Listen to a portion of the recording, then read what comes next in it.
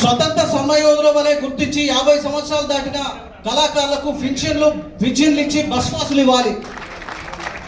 మూడోది, విద్యా అర్హతకు అనుగుణంగా ఉద్యోగాలు కల్పించాలి. చదువుకున్న కళాకారులకు కూడా పీజీలు డిగ్రీలు చాలా చేసిన వాళ్ళు, మా విజయ పెళ్ళైనాక కూడా చదివింది, పీజీలు చేసింది 2-3. ఇట్లాంటి వాళ్ళకు ఆ విద్యా అర్హతకు సంబంధించి ఉద్యోగాలు కల్పించాలని చెప్పి.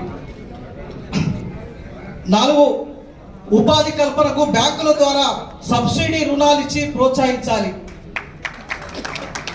6, హైదరాబాద్లో తెలంగాణ కళాభవన్ ఏర్పాటు చేయాలి, మరియు జిల్లాలలో కూడా తెలంగాణ కళాభవన్ ఏర్పాటు చేయాలి.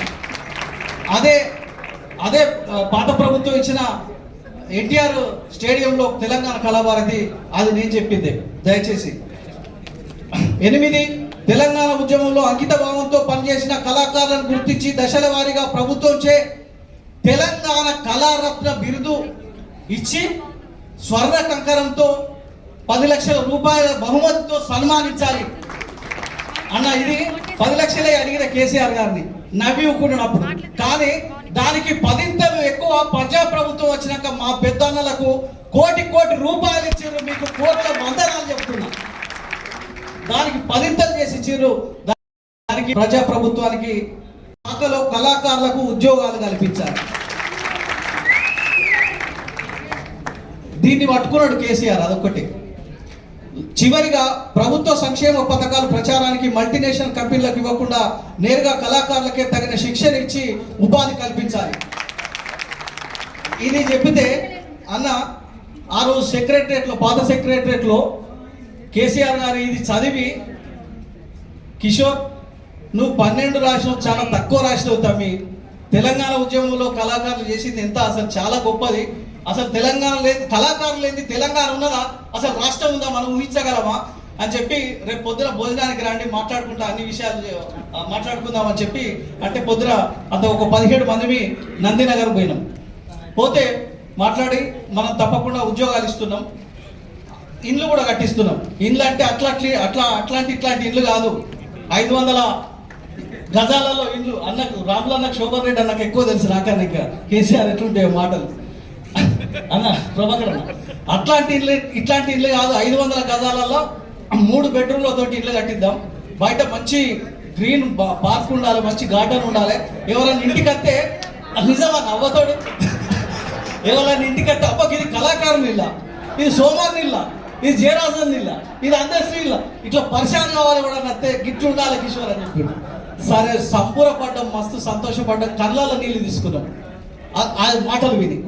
సరే కిషోర్, ఇదైతే నీకైతే తెలంగాణ అందరికి తెలుసు విషయం, నువ్వు బయట మీడియా ఉన్నది, బయటకు పోతే అడుగుతుంది నిన్ను, ఏమి ఇంతసేపు మాట్లాడేది, నువ్వు మాత్రం మీడియాకి ఏం చెప్పకు, లోపల జరిగింది మీడియాకి ఏం చెప్పకు, నీకు తెలుసు కదా 10 జిల్లాల కళాకారుల లిస్ట్ అంతా తయారు చేయి అని చెప్పి.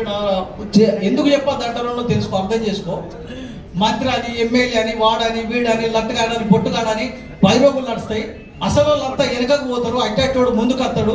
నిజమైన కళాకారుల కడుపులో మన్ను పడుతుంది, నువ్వు అది గుర్తుపెట్టుకో అన్నాడు. అబ్బాకి ఇంత మంచిగా చెప్తాడు కదా నిజమే అని చెప్పి నేను అట్లా వెళ్ళిపోయాను. వెళ్ళిపోయినా అన్ని లిస్ట్ తయారు చేసి ఒక 4-5 లిస్ట్ తయారు చేసి ఇచ్చినాం. లిస్ట్ తయారు చేసి ఇచ్చినాక కొన్ని రోజులకు ప్రగతి భవన్లో ముఖ్యమైన కళాకారులను పిలుచుకున్నాడు కేసీఆర్ ఇంటికి. అలా జయరాజన్న పోయిండు, సోమన్న పోయిండో లేదో తెలియదు నాకు. ఇంకా జయరాజన్న పోయిన వాళ్ళ దాంట్లో ఉన్నాడు. నన్ను పిలవలేదు, నేను సంతోష్కి ఫోన్ చేశారే, అందరూ పిలిచిరట. ఏంది బైసాబ్ అంటే, అన్న లేదన్న చెప్పి సార్ చెప్పిన పేర్లే చెప్పి పిలిచిన, నేను మీకు చెప్పలేదన్న అన్నాడు. ఓ సరే పర్వాలేదు కదా, నేను ఇంట్లోనే కదా నేను అన్నట్టు, నేను ఇక నడవరీతి కథ ఏదైతే అని చెప్పి అనుకున్నా. భేటీ అయిపోయిన తర్వాత వీళ్ళంతా ప్రెస్ మీట్లో మాట్లాడతాను. కేసీఆర్ గారు మమ్మల్ని ఆహ్వానించిండు. తెలంగాణ ఉద్యమంలో పనిచేసిన కళాకారులకు కేసీఆర్ గారు గొప్ప మనసుతో సాంస్కృతిక సారథి అనే ఒక సంస్థను ఏర్పాటు చేస్తాడు, ఉద్యోగాలు ఇస్తుండు. అడగంది అమ్మాయిని అన్నం పెట్టదు, కానీ ఎవరు అడగక ముందే కేసీఆర్ కళాకారులకు ఉద్యోగాలు ఇస్తుండని చెప్పి ప్రెస్లో మాట్లాడుతున్నారు మా కళాకారులు. అప్పుడు నాకు అర్థమైంది, ఓహో ఇట్లనా, ఇది కేసీఆర్ మెదట్ల నుంచి పెట్టిన ఆలోచన, కళాకారులకు ఆయనే కావాల్సుకొని ఉద్యోగాలు ఇస్తుండు అని చెప్పి ఆయనకు పేరు రావాలి అనుకున్నట్టు. సరే, కానీ ఏదైతే కళాకారుల పేద కళాకారులకు న్యాయం జరుగుతుంది కానీ నేను నోరు మూసుకొని ఉన్నా. అప్పటి కూడా నేను ఎక్కడ పేపర్లకు చెప్పలే, న్యూస్కి చెప్పలే, ఎక్కడ చెప్పలే. సంస్థ ఏర్పడ్డది, నడుస్తుంది, అంతా ఏర్పడ్డది, అందరికి కార్డు లెటర్లు వస్తున్నాయి, కానీ లిస్టులో ఉన్న వాళ్ళకి కార్డు లెటర్ రాలేదన్న. చాలా అవకతవకలు జరిగినాయి. నిజం, నేను పచ్చిగా చెప్పాలంటే అమ్ముకున్నారు. నిజం ఆవాదం అది చెప్పండి.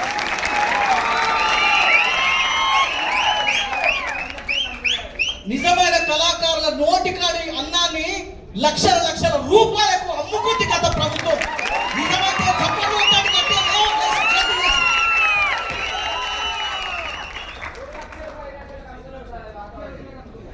ఇట్లా జరుగుతుంది అని చెప్పి కేసీఆర్కు తెలిస్తే తెలియక జరుగుతుంది కావచ్చు అని చెప్పి నేను ఇంకా గుడ్డిగా ఆయనను కలుసుకోవాలని చెప్పి ప్రయత్నిస్తున్నా. నాకు అపాయింట్మెంట్ దొరుకుతలేదు, కానీ నేను ప్రయత్నిస్తున్నా. సంతోష్ జరుపుతుండు. ఒకరోజు ఢిల్లీకి పోయిండు కేసీఆర్. ఓహో, ఇక్కడ దొరుకుతలేదు కదా అని చెప్పి నేను ఫ్లైట్ వేసుకొని ఢిల్లీకి పోయినా. అక్కడ దొరకబట్టుకుని గిట్ల అవుతుంది సార్, గిట్ల సంగతి అవుతుంది సార్. అది మొత్తం మీరు అప్పుడు అన్నదే ముందు అవుతుంది, అంత కళాకారులు అంతా మొత్తం కన్నీళ్ళు గారుతారు, అసలు ఎవరికి న్యాయం జరుగుతలేదు అంటే, నీకు కిషోర్ నువ్వు ఎక్కువ తక్కువ నేను అన్ని చూసుకుంటావు, నువ్వు హైదరాబాద్ పో అన్నాడు. సరే చూసుకుంటారు అన్నాడు కదా అని చెప్పి వచ్చేసిన. 3 నెలలు చూసిన సార్, అది మొత్తం నిండిపోయింది. కానీ అర్హులకు అన్యాయం అయిపోయింది. అక్కడ నిరసన ధూమ్ధామ్ అని చెప్పి ఫస్ట్ పిలుపునిచ్చిన సుందరయ్య విజ్ఞాన కేంద్రం అది. తెలంగాణ కేసీఆర్ ప్రభుత్వానికి ఫస్ట్ నిరసన సెగాది. అది రేపు నిరసన ధూమ్ధామ్ అనగా ఇవాళ నాకు సాంస్కృతిక శాఖ నుంచి ఒక ఉత్తరం వచ్చింది. తీసి చదివితే, నేర్రాల కిషోర్ గారు, మిమ్మల్ని తెలంగాణ సాంస్కృతిక సారథికి స్టేట్ కోఆర్డినేటర్గా, రాష్ట్ర కోఆర్డినేటర్గా నియమిస్తున్నాం. దానికి 32,000 జీతం ఇస్తాం. డిఏలు అధిక ఖర్చులు అన్ని కలిపి 80,000 దాకా ఇస్తాం. మీరు ఉత్తరం అందిన వెంటనే జైలు కావాలని చెప్పి పంపారు. అయితే అది నా మీద ప్రేమతోటో నేను ఉద్యమంలో చేసిన గౌరవంతో పంపలే. నిరసన ధూమ్ధామ్ ఆపడానికి మాత్రమే ఆ లెటర్ పంపింది. కానీ తెల్లారి సుందరయ్య విజ్ఞాన కేంద్రం కళాకారులతో నిండిపోయింది. కేసీఆర్ ప్రభుత్వానికి వ్యతిరేకంగా ఆటపాట మొదలైంది.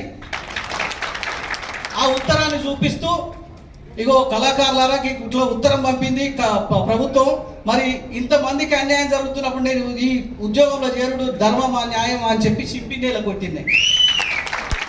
అంతే కథ.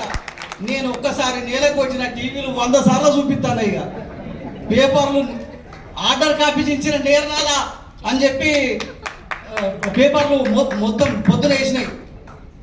కొంచెం మొత్తం జల్లు అన్నది ఒక్కసారి. ఇదిగా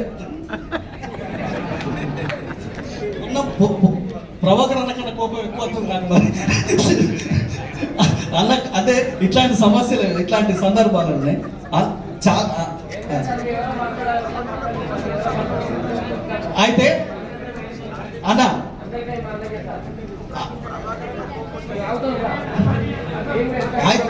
అయితే కిషోర్ అన్న దయచేసి చాలా మంది అయిపోయింది. ఇది చాలా ఇంపార్టెంట్. అవకాశం రావాలి. బంద్ చేయమంటారా?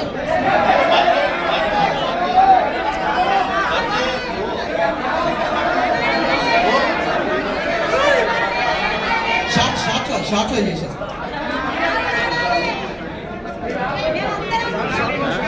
షార్ట్లో చేసేస్తా.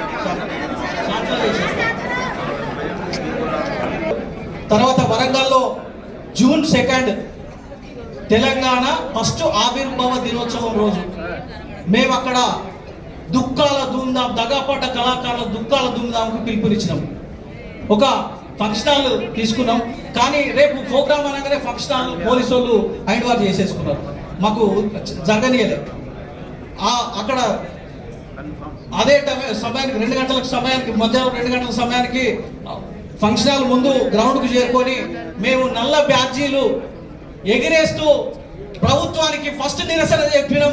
జూన్ 2 తారీఖు అది హన్మకొండలో నిజం. తర్వాత 10 జిల్లాల బస్సు యాత్ర పెట్టినాం. కానీ మాకెక్కడ పర్మిషన్ ఇస్తలేదని చెప్పి పోలీస్ పర్మిషన్ తీసుకుంటే ఇవ్వలేదు. మానవ హక్కుల కమిషన్ దగ్గరికి పోయి బస్సు పర్మిషన్ తీసుకున్నాం. సంగారెడ్డిలో ముందుగాల అక్కడ పర్మిషన్ తీసుకున్నాం. పోతున్నాం, సంగారెడ్డి పోతుంటే బస్సును అరెస్ట్ చేసి ఇంద్రకరణ్ పోలీస్ స్టేషన్లో పెట్టారు. మమ్మల్ని అసలు ఎక్కడ చేయనిస్తలేరు. తర్వాత యాదగిరి గుట్ట అంటే అప్పుడు బగ్గు వండుతుంది. అన్న వాళ్ళని పొన్నం ప్రభాకర్ అన్న వాళ్ళని కూడా కలిసిన పోయి గాంధీ భవన్లో పోయి అన్న వీళ్ళు అక్కడికి రమ్మన్నారు. అన్నకి ఇది పరిస్థితి, అన్న కళాకారులు ఇట్లా ఉంది పరిస్థితి ఇది అంటే చెప్పి మేము తప్పకుండా వస్తామని చెప్పి మాటిచ్చిండ్రు. అన్న పొన్నం ప్రభాకర్ అన్న ఆ రోజు యాదగిరి గుట్టకు వస్తాం, మేము కళాకారులకు తప్పకుండా సహకరిస్తాం, మేము అండగా ఉంటామని చెప్పి అన్నగారు మాటిచ్చిండ్రు. అప్పుడు యాదగిరి గుట్టలో ప్రోగ్రాం తెల్లారితే మాకు స్టేజీ వేయనీయలేదు. పోలీసు వాళ్ళు పట్టుకపోయారు, సౌండ్స్ పోలీసు వాళ్ళు పట్టుకపోయారు. మొత్తం 5 నుంచి 800 మంది కళాకారులు వస్తే మొత్తం అందరినీ అరెస్ట్ చేసి భువనగిరి, దుర్గపల్లి, ఆలేరు, రాజపేట, భువనగిరి ఈ స్టేషన్లలో బంధించి 5 నుంచి 800 మంది కళాకారులు పాల్గొన్నారు సార్. నోట్ చేసుకోవాలి. అప్పుడు ఇట్లా చేసినాం. అది దాదాపుగా తర్వాత యాదగిరి గుట్ట తర్వాత అప్పుడు ఇంకా చేస్తాం అన్న కింద వచ్చింది. చేస్తాం కవిత మాట్లాడి అన్న సారు ఉద్యోగాలు ఇస్తామంటాడు, కొంచెం ఓపిక పట్టండి అని చెప్తే ఆపినాం. దయచేసి ఆ ప్రభుత్వం పోయింది, ప్రజాప్రభుత్వం వచ్చింది, కాంగ్రెస్ ప్రభుత్వం కూడా ఇస్తామని చెప్పి మాటిచ్చింది. ఇస్తామని మాటిచ్చింది.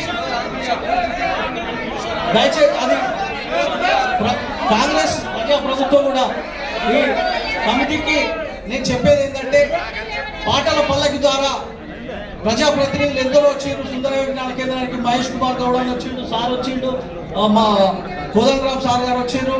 అసెంబ్లీలో కూడా జూపల్లి కృష్ణారావు గారు మాట్లాడారు ఉద్యోగాలు ఇవ్వాలని చెప్పి. మండలిలో కూడా కోదండరామ్ గారు, మహేష్ కుమార్ గౌడ్ గారు మాట్లాడారు. దయచేసి ముఖ్యంగా కళాకారులలో, తెలంగాణలో కళాకారుల సమస్యలలో ముఖ్యమైనటువంటిది సారథిలో ఉద్యోగాల కల్పన.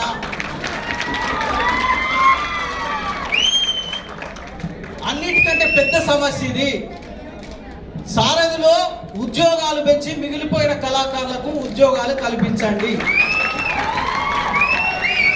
నేరుగా ఇది ముఖ్యమంత్రి రేవంత్ రెడ్డి గారికి, ప్రజాప్రభుత్వానికి మేము సూచిస్తున్న సూచన, కమిటీ ద్వారా మేము తెలియజేస్తున్న నివేదిక. అదేవిధంగా ₹1 ఏ విధంగా అయితే మా పెద్దన్నలకు ఇచ్చారో అదే సాంప్రదాయాన్ని ప్రతి సంవత్సరం కొనసాగించి దశల వారీగా కళాకారులను గుర్తించి వాళ్ళకు కూడా ఇచ్చి ప్రోత్సహించాలని చెప్పి కోరుతున్నా. చివరిగా తెలంగాణ అంటేనే పాట. తెలంగాణ ఉద్యమం అప్పుడు ఇంతమంది కోసికొకటి పెట్టి ఆడారు. తెలంగాణ రాష్ట్రం వచ్చినాక మనోళ్ళు పాటలు తీస్తా అంటే యూట్యూబ్ బలిగిపోతుంది. యూట్యూబ్లో అన్ని తీస్తున్నారు. తెలంగాణలో జానపద కళా అకాడమీ ఏర్పాటు చేయాలి. దయచేసి